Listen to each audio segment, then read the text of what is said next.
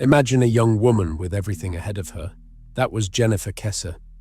At 24, she had the kind of smile that could light up a room. She was smart, a college graduate with a great job in finance, and she'd just achieved a huge milestone, buying her very own condo near Orlando. She was close with her family, responsible, and by all accounts living a very normal, happy life. But Jennifer was also cautious. Her new condo complex was still under construction, and the presence of workers, some of whom had made her feel uneasy with their catcalls, meant she was always aware of her surroundings. She'd often call her family while walking to her car, just to be safe. The last weekend of her life was a happy one. She'd just returned from a romantic trip to St. Croix with her boyfriend, Rob. She seemed to be on top of the world.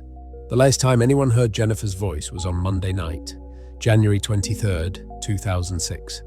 She'd driven home from work, spoken to her dad on the phone, and later, around 10 p.m., had a final normal conversation with her boyfriend from inside her condo. Then, Tuesday morning, silence. It was a silence so out of character, it sent immediate alarm bells ringing. Jennifer was meticulous about her routine.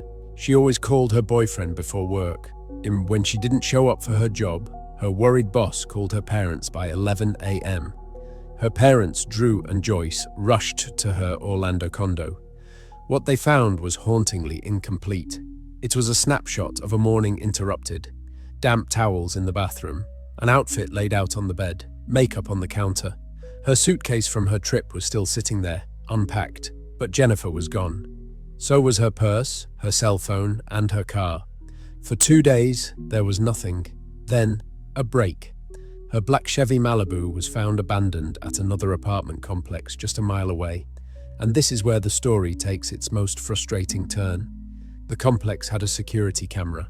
It captured someone parking Jennifer's car and walking away.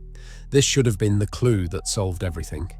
But in a twist that seems almost cruelly fictional, the footage was nearly useless. The camera only took a still image every few seconds. And as the person walked away, the slats of a fence perfectly obscured their face in every single frame. All we see is a blurry figure, now infamously known as the luckiest person of interest ever. Who was this person? The FBI estimated they were between 5 feet 3 inches and 5 feet 5 inches. Their clothes looked like a painter's uniform.